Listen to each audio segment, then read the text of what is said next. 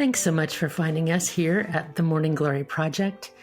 I'm your host, Betsy Graziani Fassbender, and my co-producer, Angela Washington, and I are ever so proud and honored to bring the stories of amazing people to you. These are survivors, thrivers, innovators, and trailblazers who tell us not just their stories, but how they got through whatever they got through to get to where they are. We hope you find them as inspiring as we do. Thanks so much for listening and for giving us the honor of your time.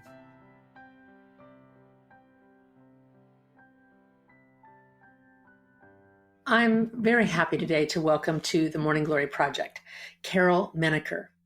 For 21 days in 1976, Carol Menaker served with 11 others on a sequestered jury in the trial of Frederick Burton, a young Black revolutionary charged with the grisly murders of 2 white prison wardens. Carol was then 24 years old. 47 years later, she's publishing a memoir in which she unravels the trauma of that experience and comes to the unsettling conclusion that her youth, naïveté, and perhaps white privilege may have led her to convict a man whose shoes she could never have walked in. Mr. Burton, now 77 years old, remains incarcerated in a Pennsylvania prison. Today, Carol has become an advocate for criminal justice reform and looks forward to the way that her story might influence others with political and legislative willpower to consider second chance laws for the thousands like Mr. Burton serving excessive sentences with no hope through the courts of re-earning their freedom.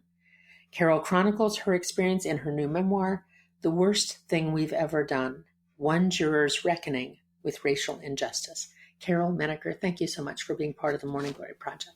Thank you, Betsy, for having me.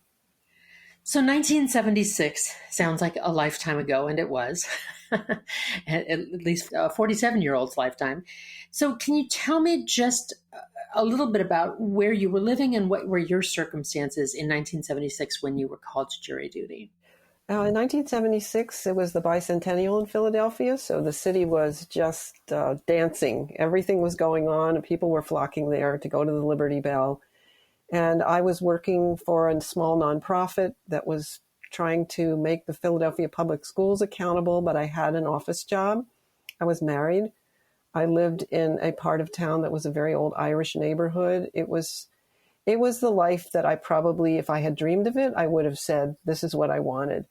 There was another world going on in Philadelphia, though, which I didn't know about, and that was a world where the race relations between the city of Philadelphia's police department and the African-American community were awful. That's the best word I can choose. There was a lot of alleged police brutality, and there were a lot of African-Americans who were trying to protect their communities in a variety of ways.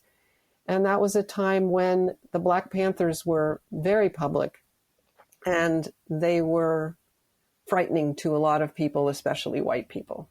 So you lived in one kind of environment in your house, in your traditional, if we dare say, call it that, kind of traditional upbringing of women born in the 50s, growing through the 60s. It was sort of that era.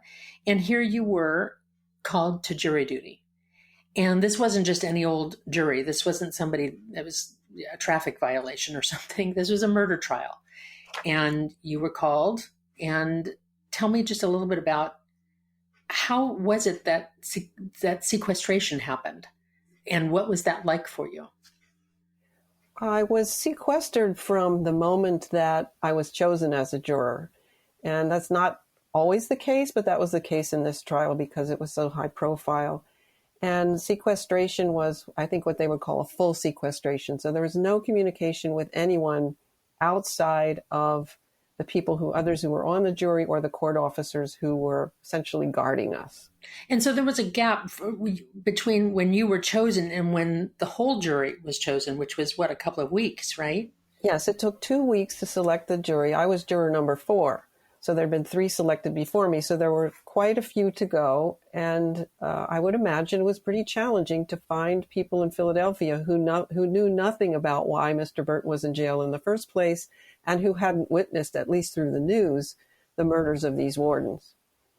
So in your 24-year-old self kind of tootling through your life. I guess I don't mean to minimize what you were doing. You're working and making a home and having a marriage and those kinds of things. You weren't so tuned into what was going on with this challenge, the conflict between African Americans and the police, certainly in the northern region. No, I was not tuned in at all. I think that's the right word to describe it.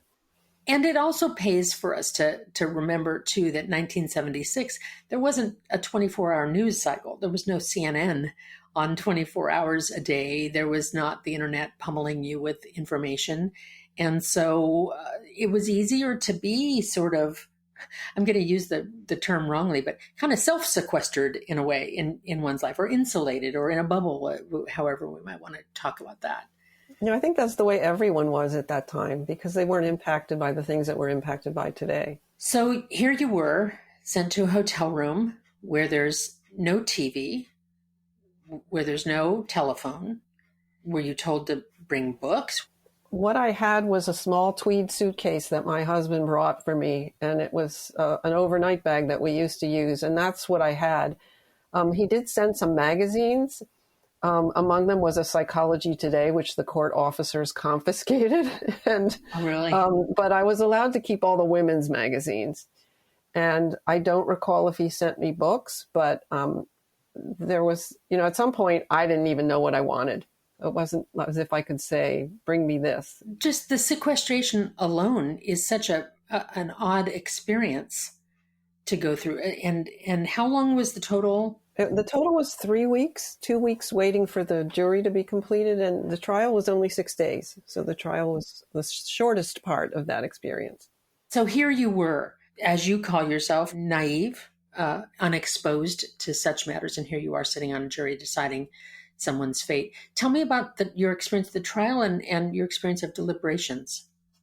There were 3 things that we as a jury had to take into account when the trial was over as we deliberated. One was the testimony of the captain of the guards who claimed that he witnessed Mr. Burton actually stabbing one of the wardens. One was the testimony of Mr. Burton's co-defendant, who had already been convicted of the crime and was serving a life sentence without parole for that. And the third were the instructions from the judges, which basically tells the jury, here's what the law is, and this is what you are asked to make your decision based on. And his instructions at that time were, if Mr. Burton was in the room, he should be found guilty of second-degree murder. And there's a law in Pennsylvania called the felony murder rule, and that's what that law says. So if someone's driving a getaway car and their friend is robbing a grocery store and somebody gets killed in that robbery, then the person driving the getaway car is guilty of the crime, the same crime of murder. Okay, so that's different than all of the wisdom I've gathered through watching police dramas on TV, which is all I know, which is that it doesn't seem that there's a distinction between an accessory versus a participant. It's like if you were in the room when it happened and you didn't try to stop it, you were guilty of the same murder that the guy that actually used the weapon. And that's the felony murder rule. And many, many states in this country have that rule. And Pennsylvania has that rule with a mandatory... Even today, with a mandatory sentence of life without parole. Wow. And Mr. Burton, to your knowledge, did not commit the murder itself. He was in the room when that happened. I think today, this many years later, that Mr. Burton probably didn't kill anyone. But he was in the room, and there was clear evidence that he was in the room. So you were following the orders of the court at the time and following the rules that were put before you. So, Carol, let me back up just a little bit and say, I first came to know your story because you came to me as an editor, and you were then writing this as a work of fiction. You were sort of using your experience on this to kind of write a fictional version of something like this. But somehow in the gap between when you and I worked together and now, you transformed this and it became a memoir. Can you tell me about the decision to write this as memoir versus, and why? What's the message that you're telling with this particular story? I started writing fiction. I'd never written a book before. Let's begin with that. And I started to look into the history of what was going on at that time in Philadelphia. And I was really moved by what I was reading. And in my own mind, I was imagining fictional characters who had to actually live through that. And I did weave in the story of Mr. Burton, but in my fiction, he was the brother of a woman who was the main character, and he was in prison. But everyone who knew me knew I was writing this book, and the people who knew me and knew why I was writing the book, which was to sort of come to terms with this jury experience, said, this is fine, but you really need to tell your story, that your story coming from you, first person, from your heart, is going to be much more compelling. And so I set that fiction aside and I started over again. And that's how, and it was difficult. I think that's why I avoided it when I was writing the fiction. That was a way to keep me a certain distance away from this story. Right. But at some point, the whole reason I think I didn't know at the time was to come to terms with this, that I had to tell my story. And that's how I got from fiction to nonfiction. So looking back, so in keeping aligned with what you're saying, which is you had to write your story. So your perspective on this story 47 years later, what's your perspective about your role in this and about the system that convicted Mr. Burton? And where are you now with that? Because I see, of course, I read in your introduction that you are an advocate for criminal justice reform. So clearly something in this experience and in living it and looking back on it and understanding it has changed your view or enlightened your view in some way. Tell me what perspective you have on this now. In the largest terms, my perspective is that my selection as a juror, that I was a pawn in the system to convict Mr. Burton. I think that the defense attorney and the prosecution, they sized me up enough. I don't think they had jury consultants then, but they do now. But they sized me up enough to know probably how I would vote based on how old I was, what race I was, what career I had. And I pretty much did what I think they thought I would do. And so I think also not knowing anything and being so remote from what it was like to be an African American in Philadelphia was it was a disadvantage to me as a human being to make this decision, because without knowing all of that, I was still in my own little world. And after writing the book and having friends read it and others read it and starting to process, well, what am I going to do next? I've come across a lot of organizations in this country who are trying to change criminal justice, trying to change the system in ways that I would like to see it be changed. And one of those organizations is called FAMM, and that FAMM, F-A-M-M, M as in Mary, stands for Families Against Mandatory Sentences, because it's the mandatory sentence in this case with Mr. Burton that the judge couldn't have done anything else. The judge couldn't have said, yeah, you were only in the room and you didn't do it, so I'm only going to give you 20 years. He didn't have a choice. So the mandatory sentence was what created the situation that he's in now. And it doesn't need to be that way. And so there are a number of ways in which the criminal justice system could be better. But this particular organization is an organization of families who have loved ones who are in prison, and spending time with these folks on calls and looking at the efforts that they're making through the legislative process, not through the courts, to change this has really opened up my eyes in a way that I wouldn't have expected. How so? Well, I thought the only solution for Mr. Burton was in the courts. And he's filed many petitions over the years to have his first conviction revisited. And he's been denied at every point. And I figured that's it. But then I met some of these folks and I realized that the laws that are dictating what happened to him were put in place at one time and could be changed. And so it was another avenue to try to get justice or second looks or second chances, however you want to talk about it, for people who have already been in prison for 10 years and have reformed or have a new life, or there are people in prison with excessive sentences for drug charges. So it isn't just murder. So I think the legislation is the root of it. The law of the land is the root of it. And that's the law that everybody in the criminal justice system has to follow. And so if you can change that, then maybe you can change the outcome for some of these folks. So your feeling is that because, with hindsight, that his being in the room and the mandatory sentence that came with that, the way that that was looked at that through the eyes, the lens of that particular law, he's as guilty as if he had done it himself, that set him up to have this extraordinarily long sentence for something that might have been a much shorter one. It would have been up to the judge. I think it's the mandatory sentence. You have to understand he was already in prison for murder, so that didn't look very good for him. But his petitions for relief in that conviction are very real, and they're the result of prosecutorial misconduct, and they're the result of a coerced testimony. So those things have been put before many courts. And I think that when you're an African American accused of killing a white law enforcement person, and in his case, more than one white law enforcement person, you don't have the same opportunities as if you killed someone else. I mean, that sounds kind of strange, but killing a police officer is viewed as a much worse crime than any murder. Well, and of course, law enforcement personnel need to be protected, and they're doing work that is there to protect the community, and it doesn't make all of them blameless.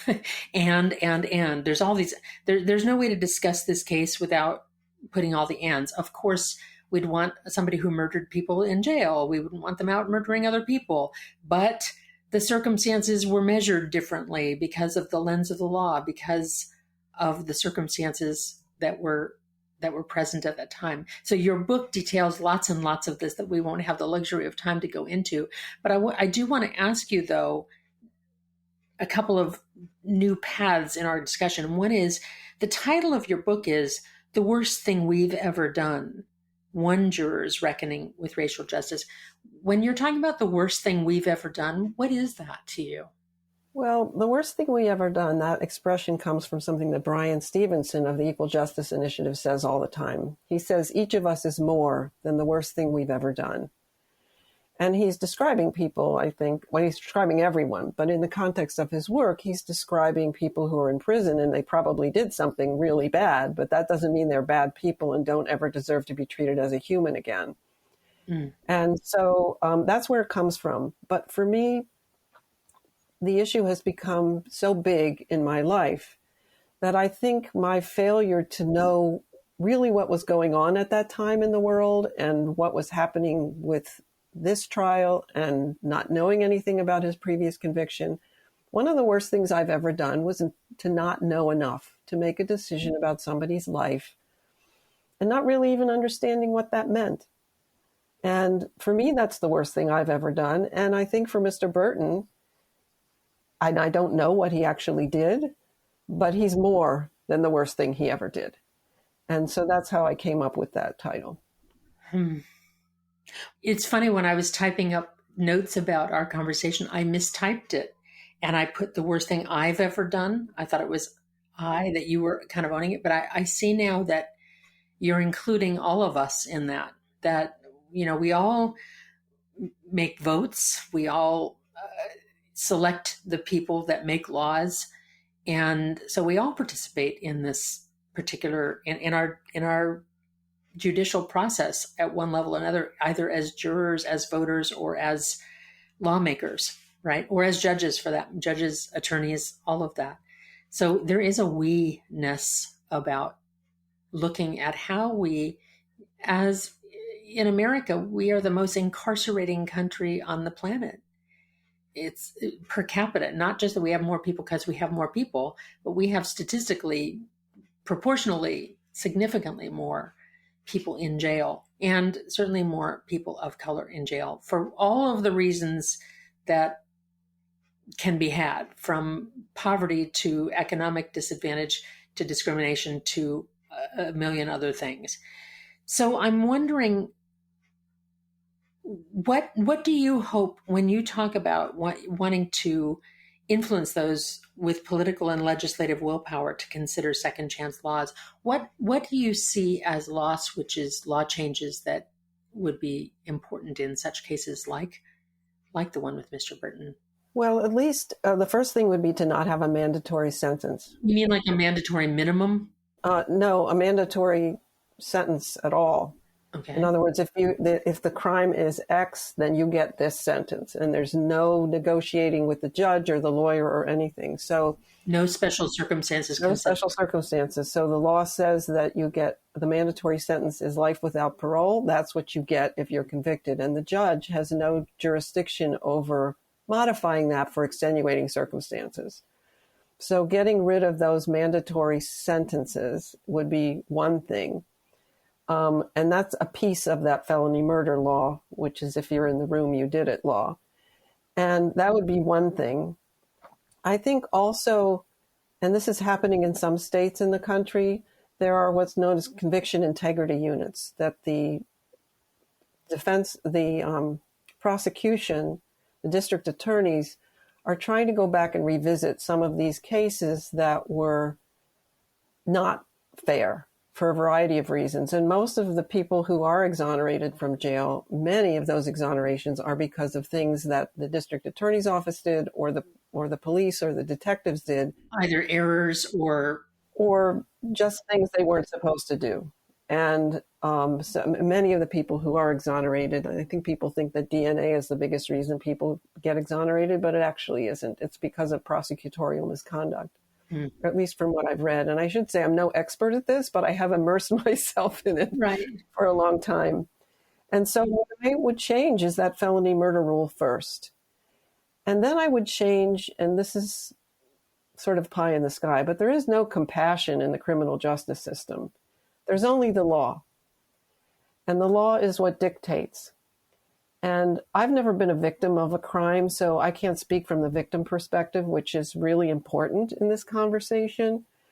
But my experience with this scenario has been that there is just no compassion. And the way that people operate in that world is they use the law as their Bible. And if the law says this is the way it should be, then this is the way it should be, and I'm going to go home and sleep at night. And that's where I'm not sure how to integrate that compassion, but that's what's missing. Well, and I have to tell you, it's a tricky thing. You know, there's no absolutes in this conversation because on one hand, a mandatory sentence on the surface could sound like a good thing. It can sound like a standard, like, oh, if you commit this crime in this court's jurisdiction, you get this sentence. And if you commit it over here, you get that. You know, there's a standard in a way. Mm-hmm. And that, on the surface, that can seem like a good thing, right? We wouldn't want one person getting 10 years and one person getting 6 months for doing the exact same thing. But you're saying that, I think, that these mandatory sentences are cut and dry without looking further for circumstances that can be considered in the sentencing that might moderate it in some way or alter it in some way. I'm not saying that they shouldn't be sentenced for something they did, but they should not, if the mandatory sentence is life without parole, then what is the prison system doing? It's not rehabilitating. It's not preparing you to go back into the world. It's not because you were 20 years old when you did this thing and now you're 40 and you wouldn't dream of doing it when you were 40. I mean, there's a lot of data that shows that many of these crimes are committed by young people who use poor judgment, and then they end up in jail for life and they can't get out and they never contribute to society again, and their families are missing a family member for really forever. Which is nearly unimaginable for those of us who don't have an incarcerated family member. It's hard to imagine. I understand, and in our limited time remaining, Carol, I understand that you've had contact with the Burton family, and I don't know if it's just in research for this book or all. Can you tell me a little bit about that? I've had very limited contact with the Burton family themselves. I've had a lot of contact with Mr. Burton's attorney, who happens to be in California, even though Mr. Burton is in Pennsylvania. And that's a big part of my story, is the relationship I've created with him and trying to become part of his family that's committed to getting justice for Mr. Burton. I only spoke with Mr. Burton once on the telephone, and to be perfectly honest, I had no idea what to say to him because it was just it was a strange moment for me because I had so much emotion tied up in this. And what I wish I'd said to him now was, I'm sorry. But what I said to him was, I don't even know what to say to you. And what he said to me a moment later was, well, we're all here. Well, we're all here. I was just sort of blown away by that. And then I did speak to his son a couple of times. His son is in his 50s now and has been trying to get his dad out of prison for as long as he's been in prison. And my closest relationship has been with his lawyer, which has been a real learning experience for me. Well, Carol, it's a compelling story with so much more detail than we have time to discuss today. So this book, The Worst Thing I've Ever, let me say it again. I almost blew it there. The Worst Thing We've Ever Done, One Juror's Reckoning with Racial Justice. It's self-examining. It's you kind of trying to understand this both historically and personally and morally and legally in all of those ways. And it's certainly something that we can all take a look at. Thank you so much for sharing your story with me today. Thank you, Betsy. I appreciate it. I'm struck in thinking through my conversation with Carol Menaker today with the notion of looking backward. You know, looking back at decisions that we made, choices that we made in our youth, but with the eyes of today can send us all into conniptions, can't it? It can really, we can look back and rue the day that we made that choice. We can look back with grace and understanding about why we made the choice we made at the time. But I always come back to the words of Maya Angelou, who said, "You did then what you knew then, you know better now, so do better now." So that to me is both accountability for past choices as well as grace and understanding for choices that were made in a certain context, in a certain with a certain vantage, with limited knowledge or understanding. And I so admire that Carol has told me in our separate conversations that her goal for this book is that it will help influence and perhaps help someone to change the sentencing when people are convicted, that it'll be more just, more fair, more right, and more humane. That's a pretty good goal. So her book is available through your indie bookstore, The Worst Thing We've Ever Done by Carol Menaker. And you can go to our website, themorninggloryproject.com, to see links to other social justice programs that Carol was talking about and some more even beyond what we got to mention.